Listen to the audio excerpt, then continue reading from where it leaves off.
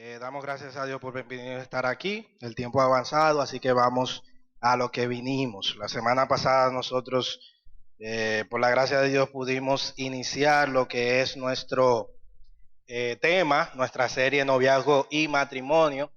Y pues la semana pasada nosotros estuvimos viendo lo que son las costumbres bíblicas en cuanto a las relaciones prematrimoniales. En esta noche, si Dios lo permite, nosotros vamos a entonces a ver los principios para una relación prematrimonial, los principios que deberían de acompañar toda relación de noviazgo que tengan unos creyentes en la iglesia. Así que vamos a orar para encomendar este tiempo en las manos de nuestro Dios y Salvador. Padre bendito, gracias, otra vez te damos por tu gracia y por tu misericordia, permitiendo estar aquí y poder, como jóvenes, nuevamente venir y pasar un buen tiempo donde además de divertirnos, además de cantar, además de abrir tu palabra, tú también, Dios, queremos que recibas toda gloria y toda honra. Y que ahora que vamos a estar expuestos a tu palabra, que tu Santo Espíritu pueda venir, pueda estar como siempre está con nosotros y pueda convencer de pecado y justicia y de juicio si alguien lo necesita. Pero también, oh Dios, que pueda entrar a lo más profundo de nuestro ser y poder arguirnos, poder corregirnos, poder instruirnos, poder animarnos conforme a tu voluntad y conforme a la condición de cada quien. Permítenos, Dios, estar atentos a tu palabra con un corazón dispuesto no a discutir, no a debatir, sino a escuchar lo que dice tu palabra y para examinar, para ver si estas cosas son así a la luz de tu palabra. Permítenos, oh Dios, ser una iglesia donde sea ejemplo en cuanto a sus noviazgos, en cuanto a sus matrimonios, en cuanto a cualquier relación, Dios, amorosa, y que de esa forma tú te lleves la gloria y la honra. Muchísimas gracias, Padre. Por Cristo Jesús oramos. Amén. Pues como dije la semana pasada, nosotros estuvimos viendo el inicio de lo que es esta serie. Ustedes recuerdan pues que nosotros planteábamos que la Biblia no habla de noviazgo, no existe la palabra noviazgo, no existe ese tiempo como tal. ¿Por qué? ¿Quién me dice? ¿Quién recuerda? ¿Por qué no existe esa palabra de noviazgo? ¿Por qué no existe eso? Adonis.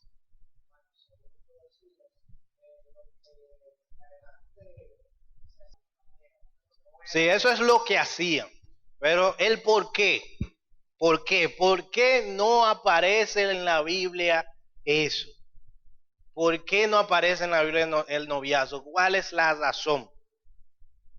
¿Quién se acuerda? Vamos a ver. Vamos a ver. Le voy a dar un chin de agua. Adonis. Adonis 2, dime.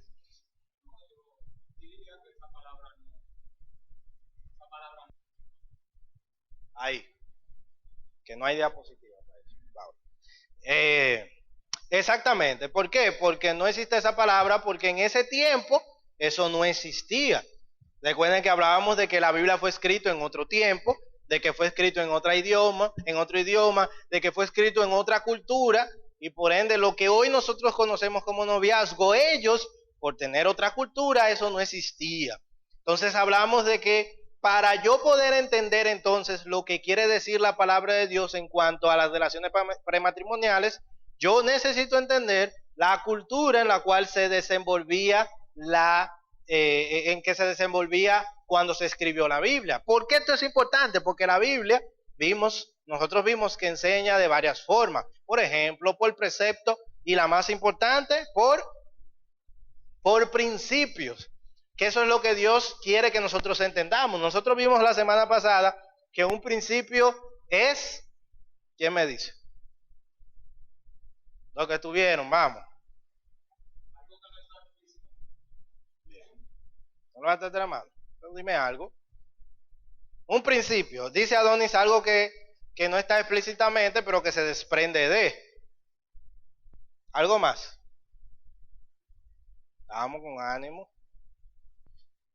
Nosotros hay que atender. Nosotros vimos que un principio era una verdad general que era lo que Dios quería que nosotros entendiéramos. Lo que Dios quiere más bien que nosotros entendamos. Es una verdad general que Dios quiere que nosotros entendamos. Vimos un ejemplo, Mateo capítulo 5, cuando Jesús dice, ustedes les fue dicho, no adulteráis. ¿Qué es eso? El mandato. La Biblia enseña por mandato. Cuando Dios da una frase concisa, precisa, que quiere que hagamos algo o no hagamos algo en específico. No adulterarás. Sin embargo, vemos el espíritu o el principio de ese precepto, de ese mandato que está detrás del mandato. ¿Cuál es el principio? Jesús lo dice en el versículo siguiente. Mas yo digo que cualquiera que codiciare a una mujer en su corazón, ya adulteró. O sea que el principio, lo que no me dice, el mandato solamente me dice no adulteres y ya. Pero no me dice hasta cuándo. No me traza una línea. ¿Por qué? Porque Dios no quiere trazar líneas. Él no quiere que tú estés aquí y digas, eso es adulterio y esto es adulterio. Esto estoy, no estoy. No, no. Dios quiere que tú te mantengas lejos. ¿Y cómo no se mantiene lejos? Simplemente sin trazar líneas. Mantente en el centro. Y lo que Él quiere que nosotros entendamos es que el simple hecho de adulterar a una mujer en el corazón, de adulterar a alguien de forma pecaminosa, de codiciar a alguien en el corazón, ya pecamos, ya adulteramos. Es lo mismo para muchas verdades que hablas en la Biblia. Detrás del mandato está eso. Entonces el noviazgo es de la misma forma. El noviazgo, como fue escrito en otro contexto, en otra cultura, nosotros necesitamos entender esa cultura para que detrás de esos mandatos, para que detrás de sus preceptos, para que detrás de esos ejemplos, nosotros podamos extraer los principios y aplicarlos a nosotros hoy en día. ¿Por qué? Porque los mandatos pueden ser relativos, o sea, pueden depender del tiempo, pueden depender de la cultura, pueden depender del lugar o pueden depender de la persona. Pero los principios son absolutos. No depende de nada. Siempre es lo mismo todo el tiempo. Nosotros hoy, entonces, vamos a ver estos principios. Ya nosotros, los que estuvieron la semana pasada, pueden entender y pueden saber en qué consiste todo ese proceso que lleva el matrimonio en los tiempos bíblicos. Nosotros lo vimos a detalle la semana pasada. Eso quiere decir que hoy yo no voy a estar parándome en cosas. ¿Por qué? Porque ya ustedes la saben. ¿Por qué? Porque la vimos. Y el que no estuvo y el que no la pudo oír, eso está en Facebook. ¿No es verdad? Usted va y nosotros publicamos eso y usted baja o lo oye online y se puede actualizar. Usted se actualiza con el sermón de la semana pasada. Bien, entonces, en resumen, ¿qué fue lo que nosotros vimos la semana pasada? Que las relaciones prematrimoniales solo existían con el requisito de casarse. Solo existía con el propósito del matrimonio. Nadie estaba en una relación prematrimonial de que para ver si ese es el amor de mi vida. Nadie estaba en una relación matrimonial no para aprender, porque ella me gustaba, ella estaba por mí y yo tenía que aprovechar. No, nadie estaba en eso no existía. Si usted estaba en una relación prematrimonial era para casarse. Lo segundo que nosotros vimos es que las familias estaban envueltas en todo el proceso de elección del cónyuge, ¿cómo es? Cónyuge. Me dijeron que no era cónyuge, era cónyuge. Entonces los lingüistas de aquí pueden confirmar eso. El futuro o la futura esposa. Entonces ustedes pueden, los padres estaban en todo ese proceso. Muchas veces lo elegían por ellos, otras veces nosotros vimos que era la misma persona que podía enamorarse antes de y decirle a su padre, mira papi, es el que yo quiero. Esta era la menos común, pero existía. O sea que desde ya nosotros podemos comprender y entender que la cultura oriental, donde los padres eligen el futuro esposo o la futura esposa, no significa que esa es la ley, porque la Biblia lo enseña, o que eso es lo que está bien, porque la Biblia lo enseña, ¿no? Porque la Biblia enseña los dos casos, tanto como el padre cuando elige, como cuando la misma persona elige. Y eso tiene un propósito, de ahí podemos sacar un principio que vamos a ver hoy. Y lo tercero y lo último, en resumen, que nosotros podemos sacar, era que el amor Era algo que venía después del matrimonio. No era algo que se sentía, era algo que se aprendía. En los tiempos bíblicos era así. A las mujeres se le enseñaban a amar a su marido. Ellos se casaban y después le amaban. Saben que en muchísimos de los casos conocían al esposo en el momento en que se casaban, en el día de su boda. Yo sé que para algunos así, imagina eso. Yo no sé lo que me va a salir, si me sale un tipo medio raro, medio feo. No, era así. Y a ellos les fue mejor que a nosotros hoy en día. Y eso se puede decir. Nosotros vimos que es importante eso. ¿Por qué? Porque la Biblia nos enseña a que en este tiempo van a haber filosofías y huecas sutilezas que van a tratar de engañarnos ahí para pecar contra Dios. Si nosotros queremos tener relaciones de noviazgo, matrimonios o cualquier relación amorosa que agrade a Dios, tenemos que ir a la Biblia. Porque hoy en día hay tantos argumentos, filosofías, sutilezas. ¿Sabe lo que es algo sutil? Es algo que se infiltra suavecito que tú ni te das cuenta, ni yo me di cuenta. Es algo sutil, algo que logra infiltrarse sencillamente sin que la persona se dé cuenta. Y hoy vemos como en la iglesia, en cuanto a este tema de noviazgo y matrimonio, las huecas sutilezas y filosofías del mundo se han infiltrado. De tal manera que hoy vemos como en el matrimonio del mundo y el matrimonio cristiano la tasa de divorcio está igualita. Y algunos dicen que hasta peor. Más del 50% de los que se casan en la iglesia se divorcian. Una pregunta, ¿eso es porque en el matrimonio lo están haciendo mal? Sí, también por eso. Pero no también tiene que ver porque en el proceso de elección de la esposa o la esposa tenían conceptos malos, tenían principios malos, porque estaban buscando cosas que no dice la Biblia que hay que buscar, o tenían en primer lugar lo que deberían tener en segundo lugar, y tenían en segundo lugar lo que debería ir en primer lugar. Yo creo que mucho de la culpa del grado de matrimonio, de divorcios que hay hoy en día es por eso. Además de que no sabemos en el matrimonio cumplir nuestro rol, a la hora de yo casarme, elegir una pareja, vamos con conceptos idealistas, vamos con lo que yo quiero, a buscar a alguien. Y después, entonces cosechamos y gritamos. Pero fue que sembramos eso. Hoy entonces nosotros vamos a ver 5 principios que nos enseña la Biblia en cuanto a lo que tiene que tener toda relación amorosa. Nosotros no vamos a ver a profundidad todos los 5 principios. ¿Por qué? Porque de alguna forma u otra estos principios van a ser las predicaciones que siguen.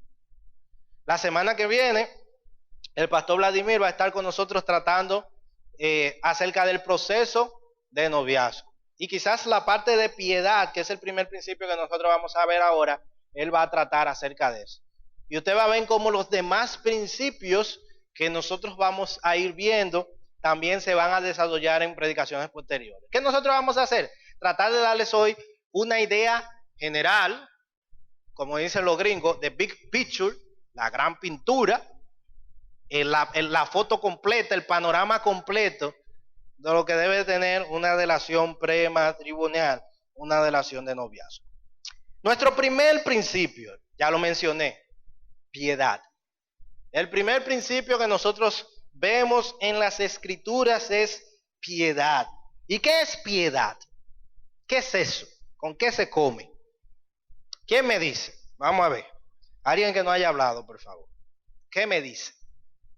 Piedad. Eso lo oyen mucho, ¿no? ¿Verdad? Piedad. Santidad, dice Sarai. ¿Qué más? Te digo yo que tiene que ser un hombre piadoso. Piedad. ¿Qué es eso, Vladimir? Tolerancia. ¿Qué más? Va a tener que decirme algo porque. Compasión. Compasión. Compasión. ¿Quién habló por aquí? Guardarse. Vamos. Tratar con compasión a alguien a pesar de lo que no, a pesar de que no se lo merece. ¿Alguien más? Piedad. Piedad significa, piedad es una devoción pura a Cristo que busca complacerle a Él en lugar del yo en todas nuestras relaciones, centrándose en el carácter interior de la belleza externa. La piedad se caracteriza por una actitud en pos de Dios hacia aquello que es agradable a Él. La piedad, cuando hablamos de piedad, piedad tiene la raíz, viene del griego, de pío. ¿Sabes lo que es algo pío? Cuando nosotros decimos que un hombre es impío, ¿no? ¿Verdad? Ese sufijo ahí, en ese caso, pío significa santo. Cuando decimos impío, ¿qué estamos diciendo? Un hombre que no es santo. Cuando decimos piedad, sí tiene que ver con la santidad. Tiene que ver con buscar esa santidad que le agrada a Dios. Por eso muchos traducen, o la mejor traducción sería devoción. Devoción hacia Dios. ¿Qué quiere decir piedad? Que todo lo que yo haga, absolutamente todo, tiene que ser con el objetivo de agradar a Dios. Por eso es que esta definición que yo tengo aquí dice, la piedad se caracteriza por una actitud en pos de Dios. Es decir, hacia Dios, que todo lo que yo tengo tiene que ser buscando agradar a Dios. Y hace aquello que es agradable a Él. Ahora, algunos se va a decir, ¿y qué tiene que ver eso con el noviazgo? ¿Qué tiene que ver eso con una delación prematrimonial? Claro, tiene que ver mucho, porque el noviazgo empieza, ¿tú sabes con quién? Contigo. Contigo mismo empieza el noviazgo. Porque la piedad quiere decir mi relación con Dios, mi devoción con Dios. Y si yo quiero agradar a Dios en mi relación de noviazgo, yo tengo que empezar conmigo. La piedad incluye todo y eso incluye mis relaciones. En una buena relación prematrimonial, si yo quiero tener, esto debe de iniciar conmigo, debe de iniciar contigo. Pero no en el sentido de que tú te conozcas, pero no en el sentido de que tú sepas lo que tú quieres, no en el sentido de que tú tienes que conocer tu hombre ideal. Yo creo que él sea jabaíto, blanquito, grande, que vaya al gimnasio y se ponga ápero, como decimos, que yo creo que ella tenga el pelo largo, que sea trigueña del color del sol. No quiere decir que tú conozcas lo que tú quieres. La piedad quiere decir que conozcas lo que Dios quiere. Y por tanto, tú vas a hacer todo lo necesario para agradar lo que Él quiere. Y una persona que hace lo que Él quiere, ¿qué va a buscar? A alguien que va a hacer lo que Él quiere. Por eso es que ese es el primer principio que nosotros aprendemos.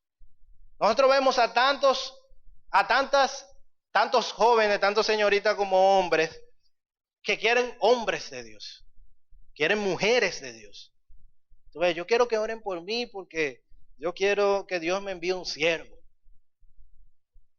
Pero cuando una persona se interesa por ella o por él que está orando por un siervo, le dicen tú, y viene alguien y le pregunta, ven acá, buscando referencia, ven acá, tú, dime de Vladimir, ¿tú conoces cómo él es? Dice, bueno, Vladimir.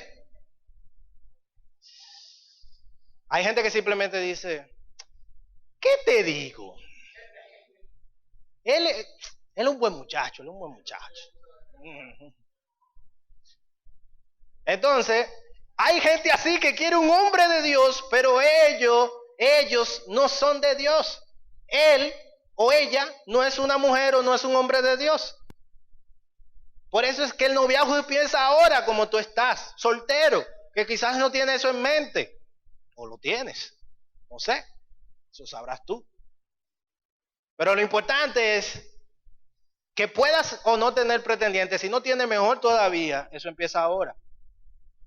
Porque los principios que van a gobernar tu vida y tu matrimonio y tu noviazgo se absorben ahora. En la soltería, y nosotros hablamos de eso. Nosotros invertimos un par de meses hablando de la soltería. Ustedes se recuerdan cómo este es el tiempo donde uno crece, donde es el tiempo de que tiene que aprovechar ustedes que están en ese tiempo. Este es el tiempo para eso. De desarrollar una vida de piedad que agrade a Dios. Nosotros vemos en las Escrituras ejemplos que nos hablan de hombres piadosos que cuando hicieron lo que Dios dijo, les fue bien. Pero hombres piadosos que cuando hicieron lo que Dios no dijo, les fue mal. Pero hombres impíos que obviamente no van a hacer lo que Dios quiere y también les va a ir mal. Yo le voy a poner solamente dos ejemplos. Tres ejemplos por cuestiones de tiempo. El primer ejemplo que nosotros vemos es en el libro de Ruth capítulo 3, Boaz. Boaz es un hombre piadoso. Si vamos a Ruth capítulo 2,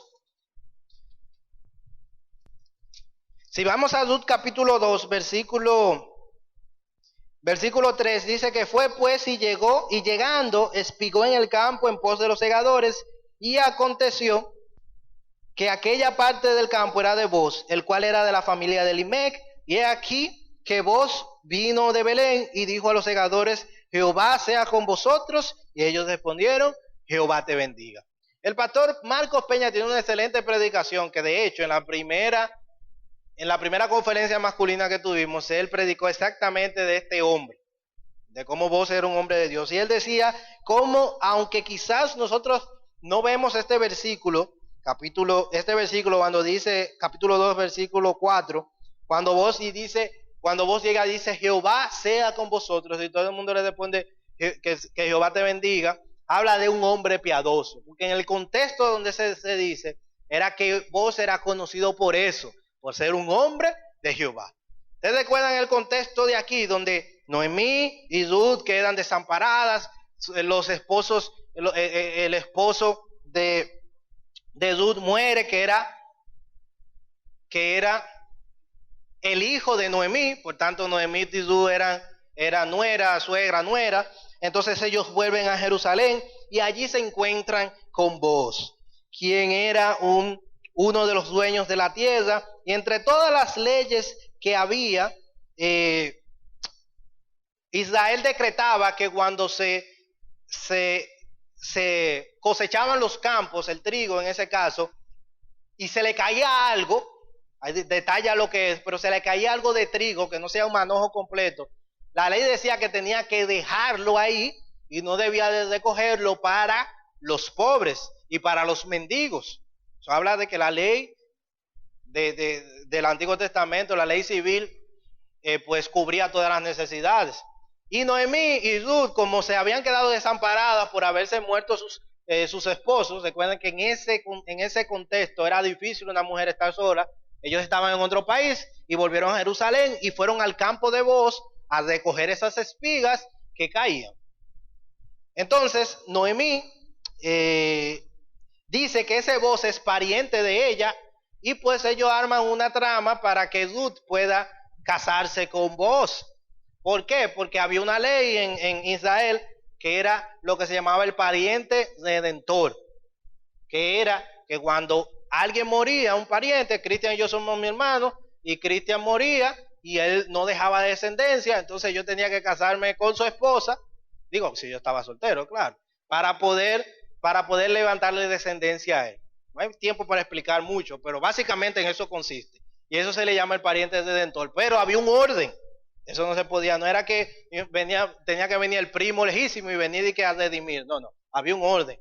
No había hermanos, entonces eran primos. Y si no, y así. Era un orden que había. Boaz estaba en el orden de ese pariente.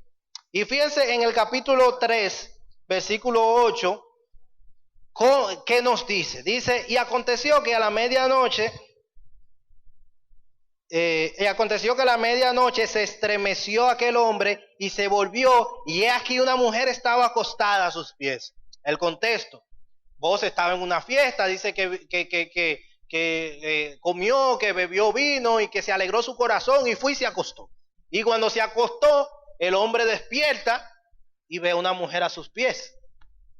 O sea, imagínense esa situación. Un hombre estaba acostado solo en una habitación y se encuentra una mujer solo, ella sola. Se había sido una situación, una situación bastante difícil, media delicada, un ambiente medio tenso, ¿no es verdad? Tú piensas, ven aquí, ¿qué hace esta mujer aquí? ¿Y qué vino a buscar ella de madrugada?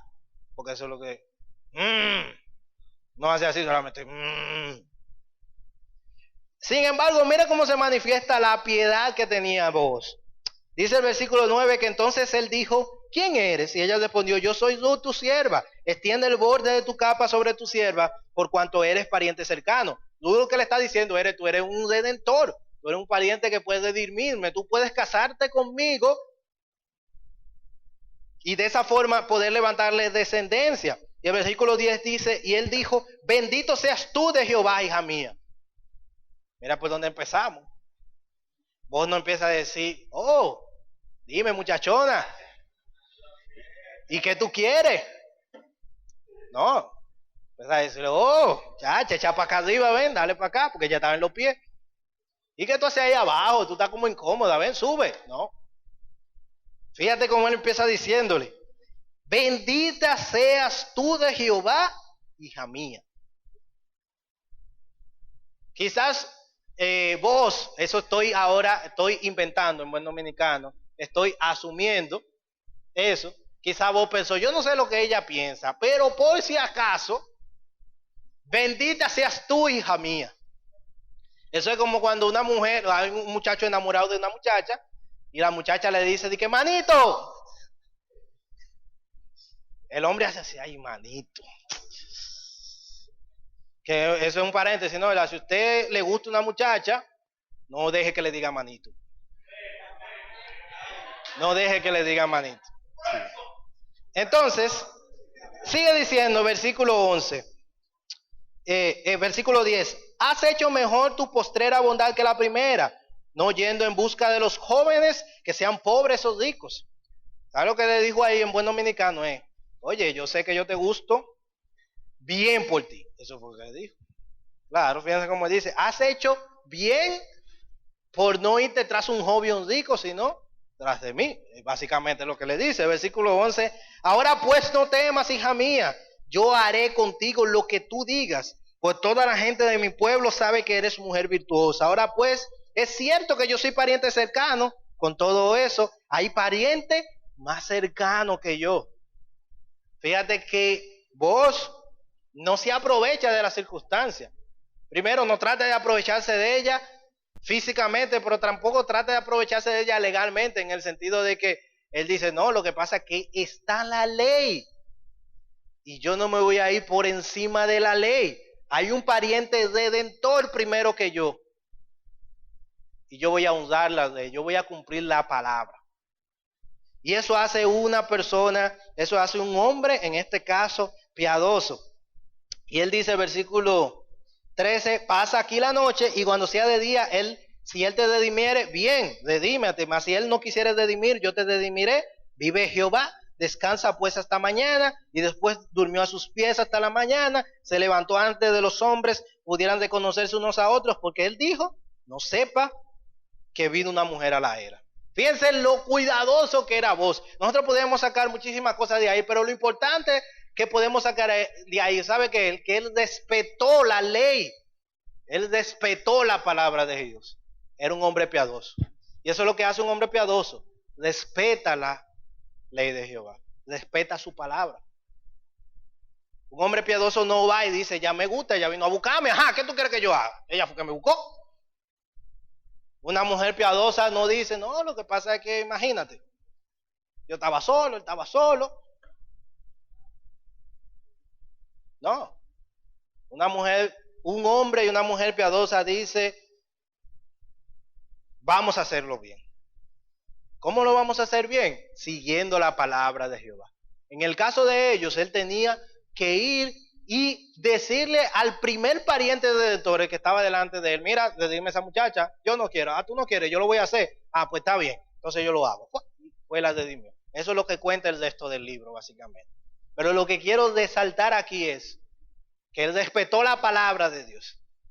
Su relación con Dios estaba por encima. Él no quería casarse por sobre toda la cosa y quería dejar eso así. Y quería, él estaba soltero y estaba loco por eso. Y quería, y voy a hacer lo que sea, porque ya, yo me estoy poniendo viejo. Y no. Piedad. Tenía una relación con Dios y eso era lo que estaba primero. Él no iba a transgredir sus principios.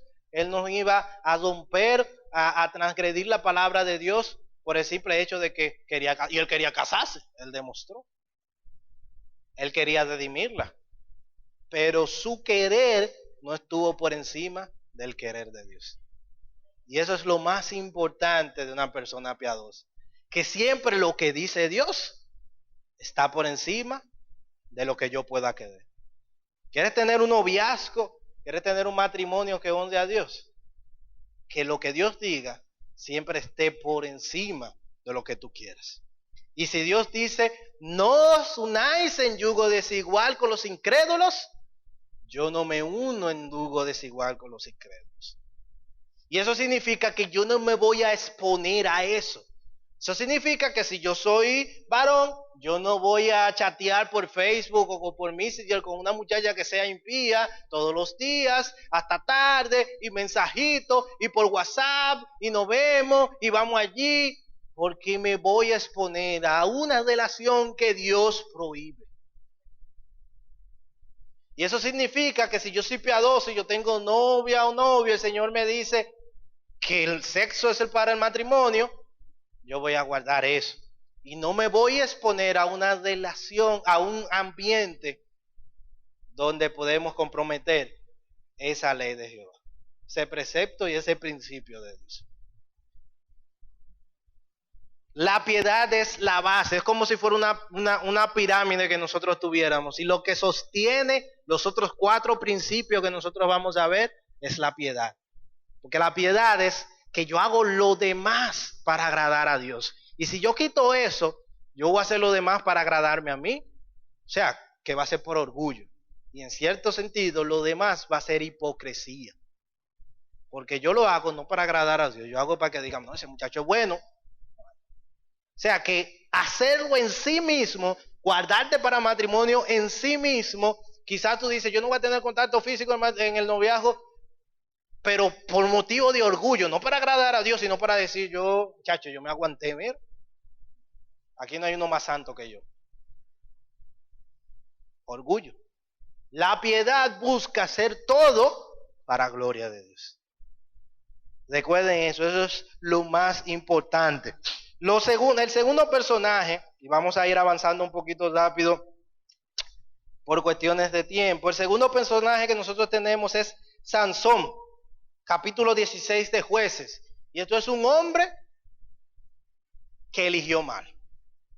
Sansón era un tipo que su mollero, como nosotros decimos en buen dominicano, se oye fea la palabra, ¿no? Pero, así que nosotros decimos, sus músculos le hicieron creerse mucho.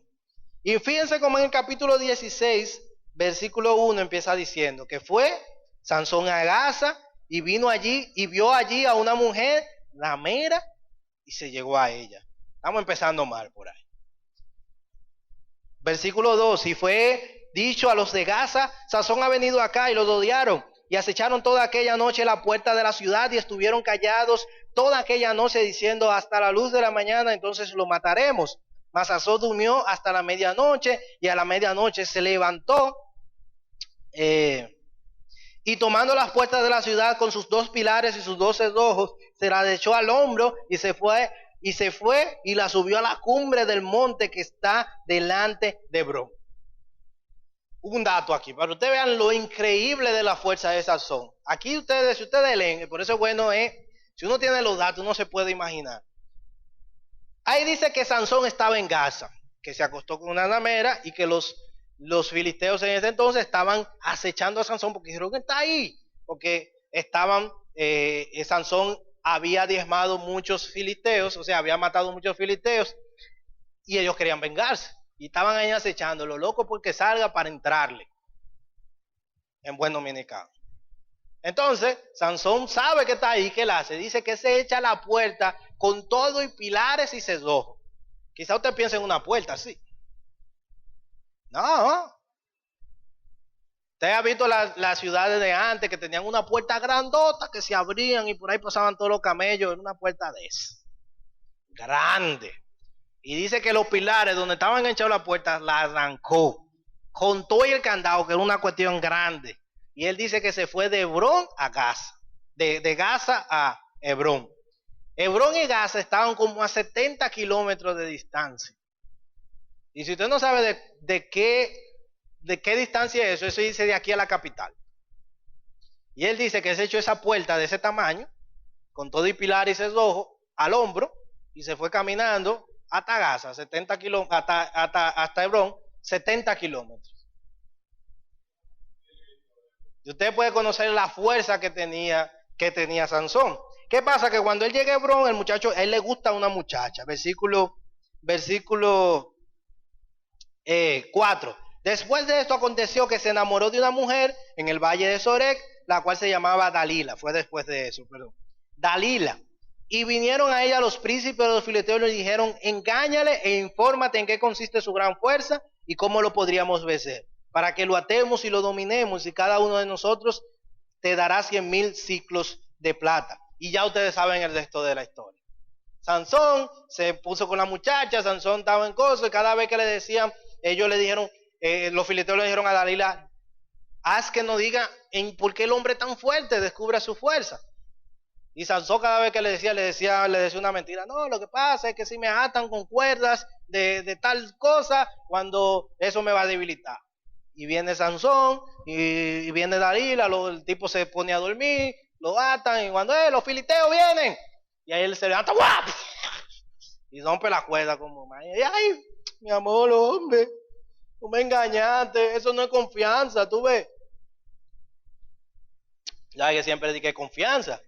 No hay confianza entre nosotros, y así tú quieres que nosotros. Entonces le da una labia, porque Sansón era como medio tapado también. ¿Por qué? Porque se lo hizo 3 veces. O sea, el primero está bien, a la segunda, tú tienes como que ser un chin más despierto. Sí. Pero que el amor ciega, dicen, aunque eso no era amor realmente. Eso era más pasión que otra cosa. Entonces Sansón, al final lo atrapan, le cortan el cabello, y ustedes saben que no fue por el cabello que él lo perdió, porque dice que cuando él que él perdió la fuerza, porque dice que cuando él se levantó, él pensaba que iba a salir como las otras veces. Lo ataron, le cortaron su melenera, porque él era nazareo, un voto que hacían para nunca cortarse el cabello. Entonces él se levantó y pensó que se iba a olvidar así como ellos. Él ni sabía por qué tenía tanta fuerza realmente. Él sabía que esa fuerza venía de Jehová y él pensaba que nunca se le iban a quitar. Pero lo que quiero resaltar de aquí es cómo Sansón, por elegir mal en sus relaciones amorosas, terminó perdiendo su fuerza. Terminó muerto en un lugar, y mal muerto, como decir. ¿Por qué? Porque la ley decía que ellos no podían involucrarse con mujeres idólatras. Y eso era Dalila, una mujer idólatra. Vemos a Boaz, que tuvo la oportunidad de satisfacer quizá un deseo carnal, pero él prefirió agradar a Dios y le dijo, no, vamos a hacerlo bien. Tenemos a Sansón, que tenía toda la fuerza, que tenía todos los pectorales, que mientras vos dijo, no, yo soy viejo y gracias porque por ahí hay muchísimos jóvenes y rico y tú me preferiste a mí. Sansón era el tipo grande, fuerte, que quería todo, sin embargo, no tenía la palabra de Dios. ¿Qué es más importante entonces? La piedad. Nuestro último ejemplo es Salomón. Salomón, el hombre que lo tuvo todo, dice Primera de Reyes capítulo 11, versículo 1, que el rey Salomón amó, además de la mujer, de la hija de Faraón, a muchas mujeres extranjeras, a las de Moab, a las de Amón, a las de Edom, a las de Simón, a las eteas. Así que dice el versículo 2, gentes de las cuales Jehová había dicho a Israel, no os llegaréis a ella, ni ellas se llegarán a vosotros, porque ciertamente harán inclinar vuestros corazones tras sus dioses. A estas pues, Salomón amó. A lo que Dios dijo que no amaran, Salomón amó. ¿Y qué pasó con Salomón? Ciertamente, su vida, al final de sus días, pasó muchas precariedades. Aunque él se arrepintió después, y tuvo el libro de Eclesiastés, tenemos el libro de Eclesiastés como testimonio. ¿Qué tuvo como consecuencia? Que esas mujeres, por no hacer en su vida amorosa lo que Dios decía, inclinaron tras Dios, tras otros dioses ajenos, su corazón. Dios sabe lo que dice, y Él lo dice por algo. Quizá algunos van a decir, ven acá, ¿y por qué eso es así? ¿Por qué yo no puedo coger a una cananea? Y eso.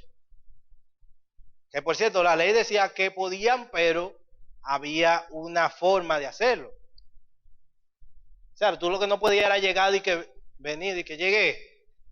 Incluso, si iban a una guerra y dicen que una de las prisioneras, si el soldado le gustaba, la podía tomar por mujer. Eso decía la ley. Claro, había un proceso ahí que había que hacer. Pero eso decía la ley. O sea que no era un asunto absoluto de que tú tenías que casar con un judía. No, Dios le dice, no tome mujeres extranjeras de alrededor de Canaán. ¿Sabe por qué? Porque van a extraviar su corazón. Dios dice algo, Él sabe por qué lo dice. Y vuelvo y repito, si Dios dice, no os unáis en yugo desigual, por algo lo dice. Nosotros hemos visto tantas veces como hombres quienes dicen, es que eso no es nada, es una buena forma de evangelismo que yo me meta con ella, que yo entre en amores con ella, o que yo entre en amores con él. Yo sé que él no es cristiano, pero es buen muchacho. Acá, no dice la Biblia que podemos ganarlo sin palabras. Sí, lo dice a una gente que está casado ya. O sea, tú no estás casado, a ti te toca no unáis en yugo desigual con los incrédulos. Así que un hombre de piedad hace eso. Dice Thomas Brooks, un teólogo, dice, si eres un hombre de santidad, debes buscar más una porción de gracia en una esposa que una porción de oro en una esposa. Debes procurar más la justicia que las riquezas, la piedad sobre el dinero, más acerca de la herencia que ella tuviera en el cielo que las posesiones que tuviera en la tierra, más en relación a los intereses que tuviera en Cristo que los intereses que tuviera en las cosas creadas, más sobre su nuevo nacimiento que la clase social en donde hubiera nacido, más acerca de su carácter como persona buena que sus bienes terrenales. Una persona piadosa va a buscar en otro piedad. Y una persona que no es piadosa no va a buscar en otro piedad. Si tú eres piadoso, procura eso a Dios. Lo más importante es ser piadoso. Por eso hay gente que después que hizo 1001 y se creó una fama en este ambiente de amores, después quiere una mujer de Dios, un hombre de Dios, como yo lo digo. Pero va a tener que decompensar. Y a menos que no se sacrifique y realmente se meta en serio con Dios, eso no va a ser posible. Una mujer, un hombre de Dios. Porque una mujer y un hombre de Dios busca a alguien de Dios. Salomón, que en algún momento que fue un hombre de Dios, pero que en ese momento se desvió, fíjense las consecuencias que tuvo. Eso nos llama la atención, que aunque ahora estemos bien, no significa que hemos vencido. Tú no te has casado todavía. Por ende, esa piedad debe de ir acompañándote toda tu vida. Toda tu vida. Lo primero entonces es la piedad. Lo segundo, duramos un poquito más aquí porque yo le dije que esta era la base de los otros. Los otros 4 nosotros vamos a ir un poquito más rápido. Lo segundo que nosotros aprendemos es la supervisión paternal. Recuerden que yo les dije cuando vimos la semana pasada que todo el proceso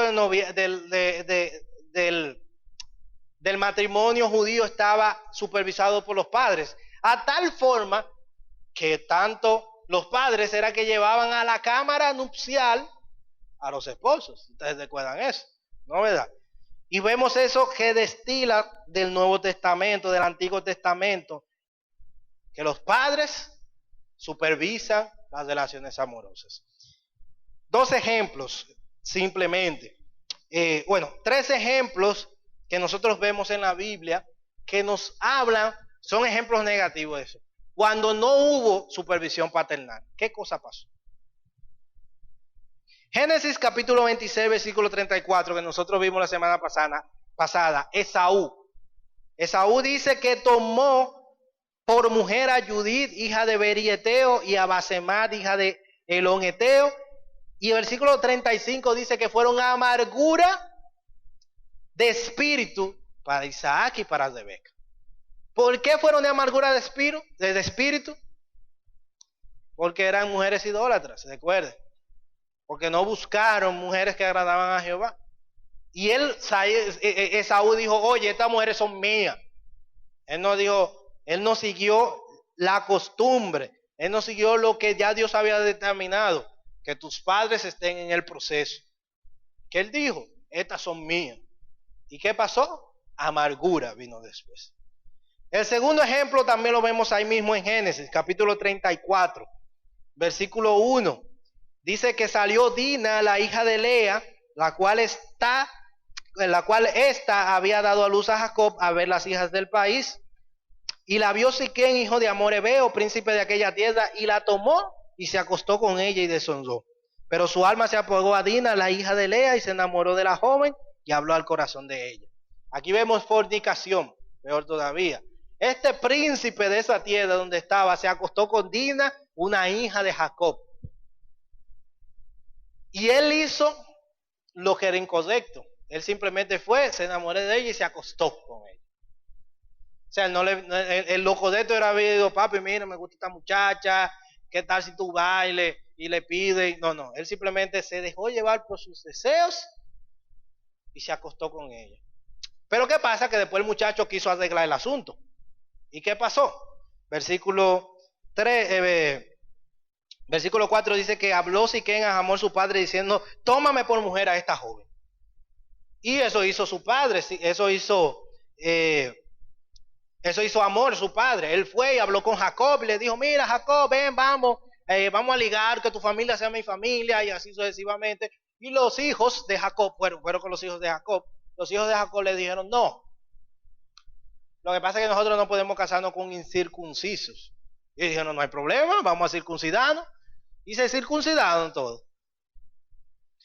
Y dice ahí, versículo 26 en adelante, que cuando ellos estaban más débiles, al tercer día de haber estado circuncidados, paréntesis, todos saben lo que es estar circuncidado, ¿no es verdad?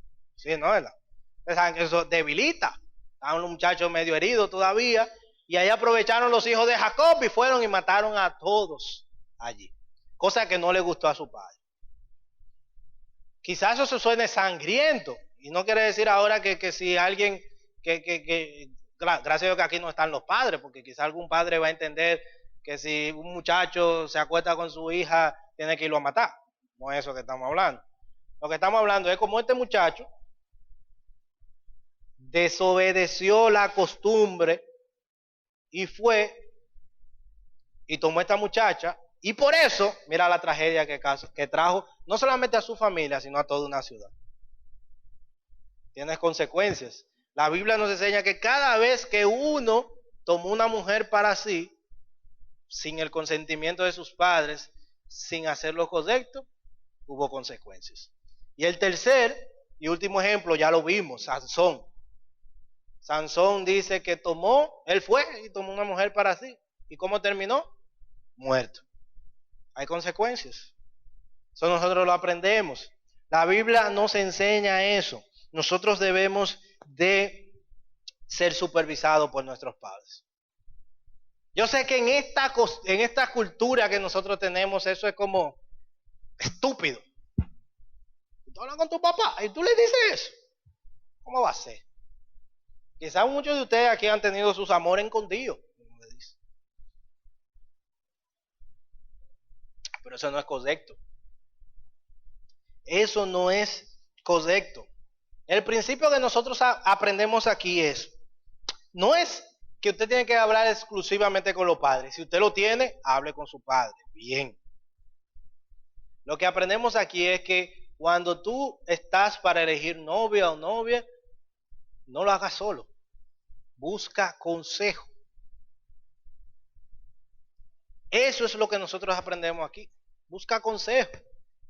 Busca consejo en tus líderes, en pastores, en amigos maduros. Pero si tienes padres, ve a tus padres. Los padres tienen un ojo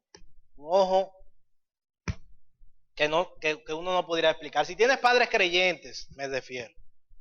Si tienes padres creyentes, ve a tus padres. Diles, papi, mire, a mí me interesa una muchacha. ¿Qué tú crees de eso? Porque tu papá te conoce mejor que tú mismo, incluso. Y él te puede decir, mira, mijo, yo creo que tú puedes orar por ella, sí, pero no se lo diga todavía. Porque yo creo que a ti te falta, tienes como la mente todavía como de muñequito. Tienes que madurar. Claro, te lo va a decir en amor. Mami, mira, me está pasando eso. Hay que hacer eso. Es importante la opinión de nuestros padres en cuanto a eso. Supervisión paternal es el segundo principio. El tercer principio que nosotros aprendemos es la pureza. La pureza. Y nosotros vamos a tener un sábado exclusivo para esto. La Biblia nos muestra que lo que tiene que ver con el sexo y las relaciones matrimoniales es exclusivamente para el matrimonio. La Biblia está lleno de eso. La Biblia utiliza dos palabras para hablar de cuando utilizamos estas cosas fuera del matrimonio, que son fornicación y adulterio, que están prohibidos en los 10 mandamientos. Como dice, no adulterarás. El sexo solamente está reservado por el matrimonio, pero nuevamente es el principio detrás. Nosotros podemos decir, ok, nosotros ahora empezamos a decir, la Biblia dice no adulterar. Adulterar es cuando yo me acuesto con la muchacha, cuando yo me acuesto con... ¿Y si no nos acostamos? ¿Y si llegamos hasta tal sitio? Eso no es adulterar. No. Usted ve como yo le digo que la palabra, si yo me llevo solamente de la ley, de la palabra, yo voy a pecar. Porque eso no es lo que me quiere decir Dios. La Biblia está llena de referencias a que el sexo y todo lo que tiene que ver con él es exclusivamente para el matrimonio. Proverbios capítulo 5, versículo 18 dice, bendito sea bendito tu manantial y alégrate con la mujer de tu juventud. Eso es un mandato, es un consejo directo a que tiene que ver en el matrimonio. Génesis capítulo 26, versículo 8 dice que sucedió que después que él estuvo muchos días allí, Abimelech, rey de Filisteos, mirando por una ventana, vio a Isaac que acariciaba a Rebeca, su mujer, y llamó a Abimelech a Isaac y dijo, he aquí, ella es de cierto tu mujer. ¿Cómo pues dijiste, mi hermana? E Isaac le respondió, porque dije, quizá moriré por causa de ella. Quizá este es el pasaje que los que dicen que el contacto físico no es permitido en el noviazgo, que nosotros vamos a ver de eso, tenemos una posición al respecto, dicen, ¿por qué? ¿Por qué ustedes saben esa historia? Isaac, cuando llegó donde Abimelech, el rey, él dijo que tenía miedo porque su esposa era bonita, y él dijo, bueno, quizás me matan para querer tomar a mi mujer, y le dijeron, bueno, él dijo, bueno, ella es mi hermana. ¿Qué pasa? Que Abimelech, que estaba pensando, por cierto, en entrarle a Raquel, él estaba pensando en eso, miró por la ventana y vio, como dice el versículo 9, versículo 8, que acariciaba a su mujer. Y él fue y lo llamó, ven acá, ¿y por qué tú no me dijiste que ella era su mujer? Que ella era tu mujer. Fíjense que él asumió inmediatamente que era su mujer. Hay muchos que dicen aquí que esto es una verdad implícita. ¿Cuál es la verdad implícita? Que solo los esposos se acarician. Eso es lo que muchos enseñan. Yo no me atrevería a decir eso solamente por ese pasaje. O sea, hay muchos que solamente toman ese pasaje y dicen, por ese pasaje. No, yo no me atrevería a decir eso solamente por ese pasaje, sino por lo que enseña toda la Biblia. ¿Qué enseña toda la Biblia? Segunda de Corintios, capítulo 11, versículo 2. Porque os celo con celo de Dios, pues os he desposado con un solo esposo para presentaros como una virgen pura a Cristo. Eso es una metáfora que está utilizando Pablo acerca de cómo él quería presentar a la iglesia de Corinto. ¿Y cómo él quiere presentarlo? Como una virgen pura a Cristo. ¿Cuál metáfora él está tomando ahí? ¿Qué ejemplo él tomó ahí? Segunda de Corintios 11:2. Si él dice, una metáfora de una comparación. Si él dice para presentar una virgen pura a Cristo, ¿qué ejemplo, cuál es el ejemplo que está tomando él? O sea, una mujer sí, pero una mujer que no ha sido tocada. Por eso es pura. ¿Y en qué contexto es eso? Él está presentándola como un matrimonio. ¿Y cómo él dice que Pablo quiere que llegue esa iglesia al matrimonio? Pura. ¿Y cómo? Virgen. Ahora, interesante esa cuestión. ¿Por qué? Porque se puede llegar, uno pudiera decir, entonces se puede llegar virgen sin ser pura. Entonces, o sea, no es solamente de que hasta aquí. O sea, la pureza no tiene que ver exclusivamente con consumir, consumar, gracias. Con consumar una relación, con tener una relación sexual. La pureza no tiene que ver con eso. ¿Por qué? Porque de una vez nosotros empezamos a decir, no, lo importante es no llegar a. Y es verdad, no llegamos a, pero la pureza se va. Entonces, la Biblia enseña acerca de eso. Hebreos capítulo 13, versículo 4. No estamos tratando eso a profundidad porque, vuelvo y repito, vamos a tener una predicación solamente para eso. Hebreos capítulo 13, versículo 4 dice, honroso sea todo el matrimonio y el lecho sin mancilla, pero a los fornicarios y a los adúlteros los juzgará Dios. Obviamente el contexto de eso es de matrimonio, yo lo sé. ¿Por qué? Porque dice, honroso sea todo el matrimonio. O sea, lo que viene después de ahí habla acerca del matrimonio. Y el lecho sin mancilla. ¿Qué es eso de mancilla? No es de mancillar. No es de lo que utilizan los muchachitos. No es de eso. No es verdad. No es de eso. No. Esa palabra en el original significa libre de contaminación. ¿Qué quiere decir? ¿Qué quiere decir el que escribió Hebreo? Que Dios quiere que el matrimonio sea libre sin contaminación. ¿Y a qué se refiere cuando dice libre de contaminación? Que sea puro, pero sencillo. ¿Qué dice después? Pero a los fornicarios y adúlteros los juzgará Dios. O sea, que contaminación tiene que ser eso. Fornicario y adúltero. ¿Y qué es fornicario? ¿Qué es fornicario? Adúltero, obviamente, ustedes conocen esa palabra, es alguien que teniendo una esposa, pues tiene cualquier tipo de relación fuera de su esposa. Pero fornicario, nosotros a veces le decimos fornicario o encasillamos la fornicación a tener relaciones antes del matrimonio. Y eso no es fornicación, eso es, eso es parte de la fornicación, pero no es solamente fornicación. Fornicación es toda inmoralidad sexual. Eso es fornicación. Que por cierto, es literalmente eso, inmoralidad sexual. Entonces, el matrimonio, si el matrimonio tiene que estar fuera de toda inmoralidad sexual. O sea, lo que yo voy a hacer tiene que ser con mi esposa solamente. Imagínese estando soltero entonces. No debe ser más puro todavía el asunto. Como dijo Pablo, presentarse la virgen pura. Es importante eso. Jesús dijo, cuando hablamos de contaminación no hablamos solamente de algo físico. Jesús dijo que de dentro del corazón del hombre es que salen los malos pensamientos, las malas intenciones, y entre las cosas que él dijo que de ahí que salen las fornicaciones y los adulterios. Entonces que no estamos hablando solamente, vuelvo y repito, de una letra, de una línea. Estamos hablando de aquí. Por eso entonces que quien tiene una relación de noviazgo tiene que cuidarse mucho.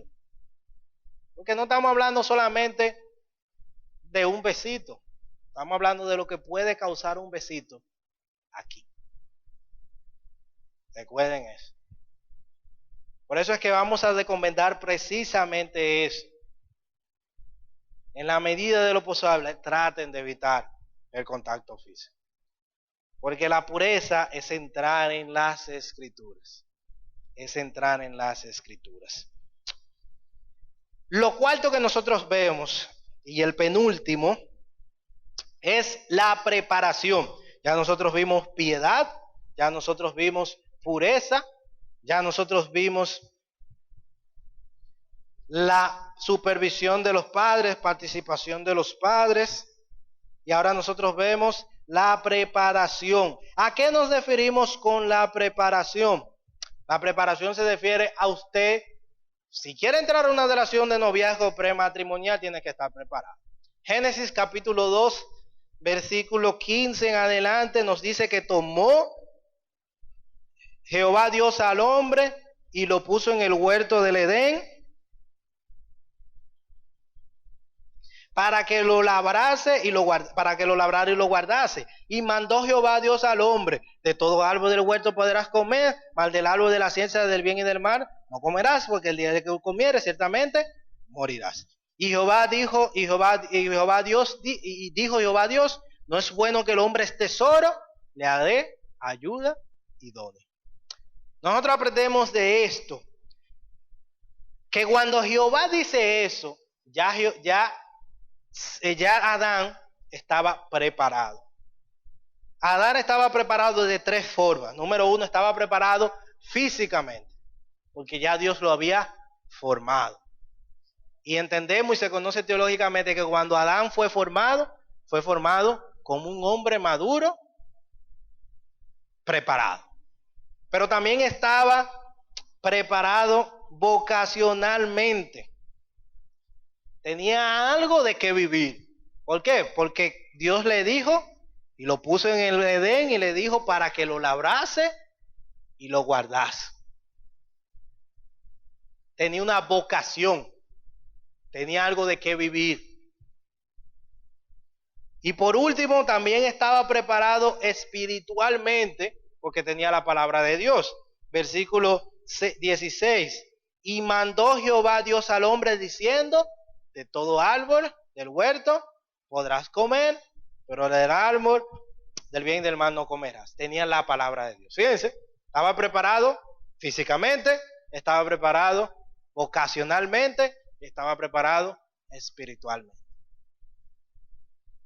Entonces, ¿queremos nosotros tener una relación prematrimonial? Yo debo estar físicamente preparado.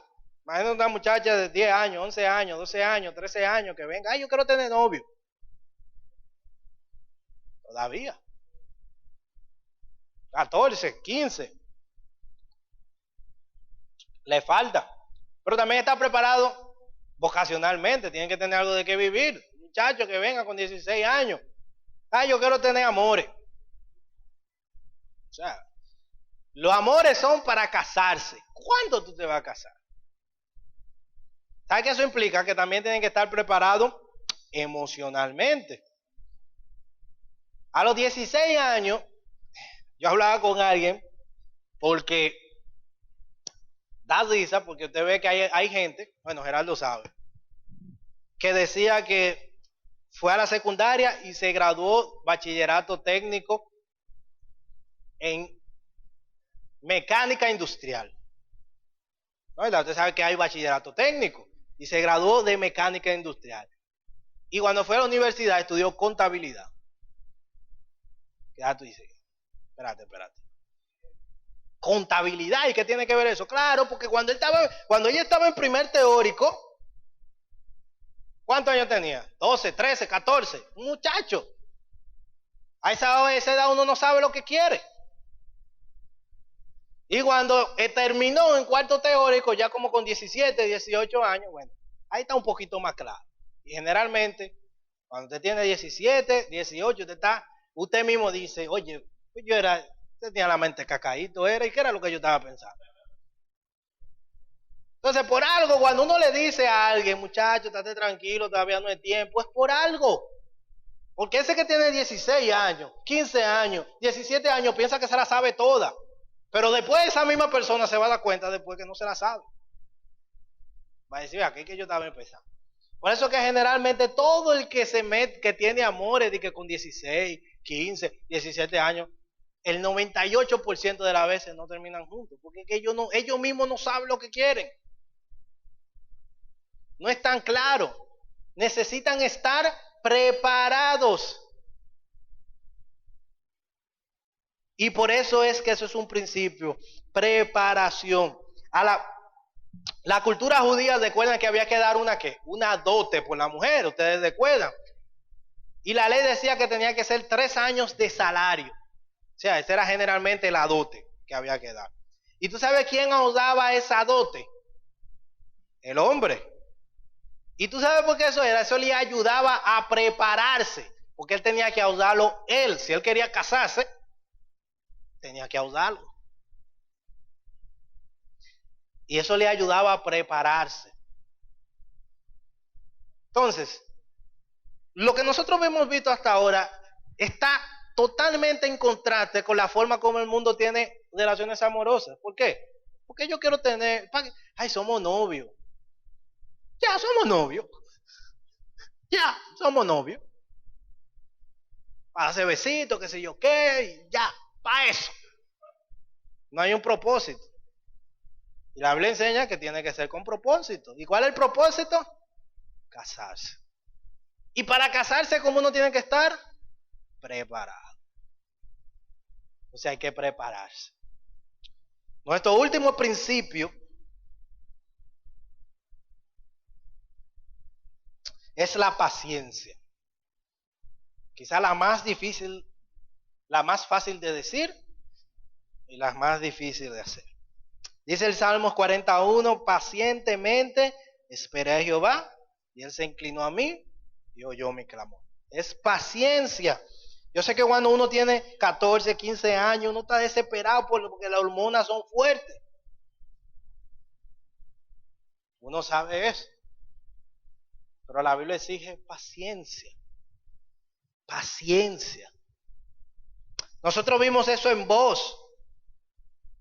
Vos tuvo paciencia. Cuando vio a esta mujer a sus pies. Él pudo haber hecho cualquier otra cosa, pero ¿qué hizo? Esperó el tiempo de Dios. Y hay que saber esperar. Me encanta Génesis capítulo 29, versículo 20, cuando habla de Jacob. Jacob se enamoró de Raquel, ¿ustedes recuerdan eso? Y al pobre lo engañaron. ¿Por qué? Porque le dieron a Lea. Pero como él tenía un amor genuino y por tanto tenía paciencia, 1 Corintios 13, el amor no hace nada indebido y menciona el asunto de ser paciente. El versículo 20 de Génesis capítulo 29 dice que así sirvió Jacob por Raquel 7 años y le parecieron como pocos días porque la amaba. El verdadero amor se demuestra haciendo lo correcto, haciendo lo que Dios quiere. No hace nada indebido. Un muchacho que te diga, no, pero es que nosotros nos amamos. Y el amor no conoce fronteras. El amor no conoce tiempo. vamos a vernos, no importa que tu papá no quiera, no te ama. Porque el amor es paciente. Porque Dios dice que hay que ser paciente.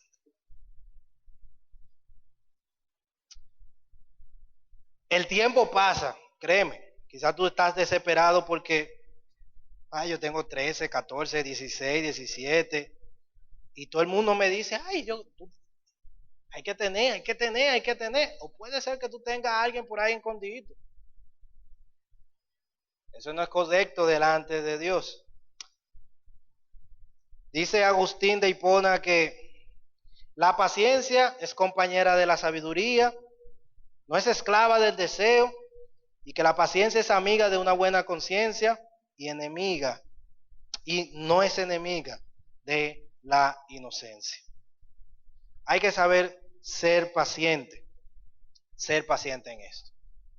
Estos son 5 principios simples que nosotros vemos y que tú deberías evaluar si los tienes ahora o si estás trabajando en ello ahora. Lo recomendable es que puedas tenerlos ahora, porque una vez tengas amor en buen dominicano, es difícil. Es ahora que se adquiere. Órale a Dios para que te pueda dar piedad, para que desarrolles piedad. Involucra a tus padres. Pureza. Prepárate y sé paciente. Lo digo por mí, ya yo tengo 13 años en la fe. Y para mí eso fue los otros días.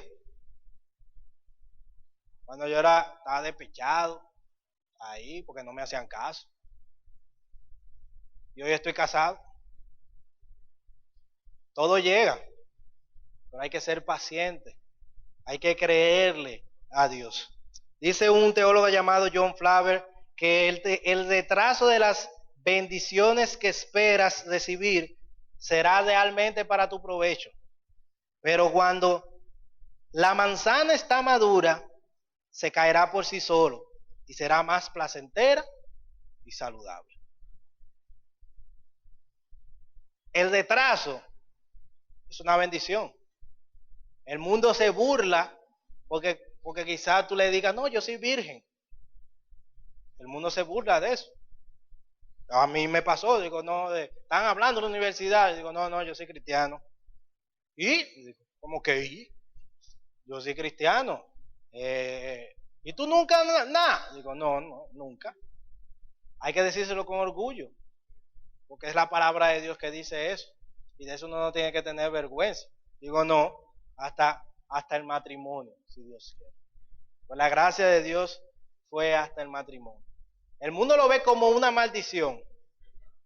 Nosotros debemos verlo como una bendición. ¿Sabe por qué? Porque es una bendición. En vez de llamarle, me encanta el pastor, no recuerdo el nombre ahora, pero él dice que en vez de llamarle abstinencia, vamos a llamarle postergación. Porque no es que tú vas a abstenerte toda la vida, no, es hasta el matrimonio. Y eso llega en cualquier momento. No hay que tener paciencia, ser piadoso, hacer lo que el Señor dice. Me gustaría concluir leyendo primera de Efesios capítulo 5 versículo 21 al 27. Efesios capítulo 5 versículo 21 al 27. Dice: someteos los unos a los otros en el temor de Dios.